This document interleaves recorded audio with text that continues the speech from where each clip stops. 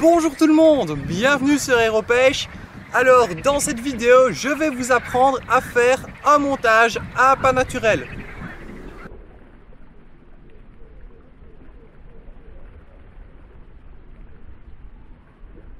Une ligne à appât naturel est un montage qui permet de pêcher avec différents appâts naturels. Si vous ne connaissez pas ces derniers, je vous invite à aller regarder ma vidéo sur les appâts naturels.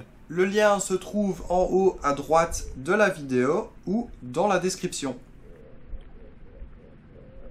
Tout d'abord, il vous faut un flotteur qui est l'élément principal de la ligne. Il sert à indiquer les touches. Ensuite vient l'émerillon qui permet de ne pas vriller le fil. Pour finir, l'hameçon vient terminer la ligne. Une fois la ligne finie, il faut plomber cette dernière. Le premier type de plombage est très simple, il vous suffit de pincer un plomb sur la première moitié de la ligne et de faire de même avec la seconde moitié. Il faut bien connaître son flotteur pour arriver à mettre le bon plombage seulement en deux plombs. Le plomb du bas de ligne doit être plus petit que l'autre. Pour bien faire, il faut qu'il soit le plus petit possible tout en garantissant le bon maintien vertical de la ligne.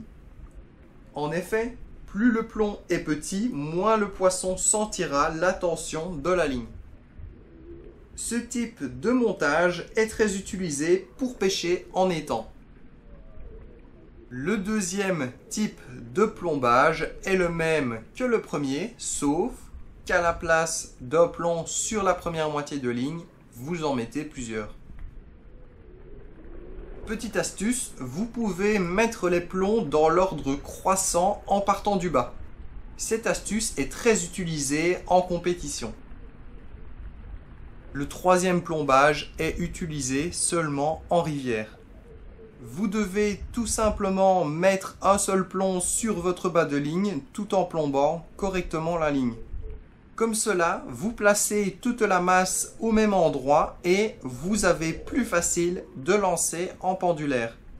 J'ai remarqué que la ligne se déplace plus facilement dans le courant et reste sur place lorsque le courant est assez faible. Cela est certainement dû à la répartition de la masse.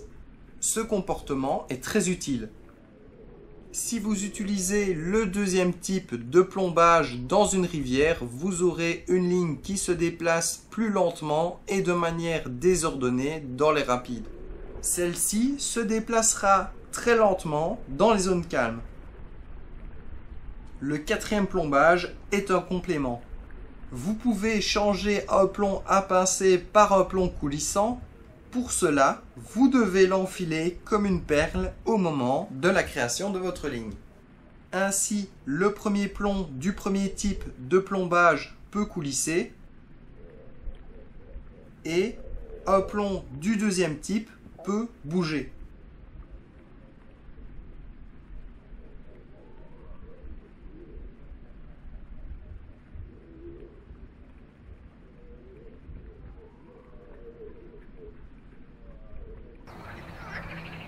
Cette vidéo est finie, j'espère qu'elle vous aura plu.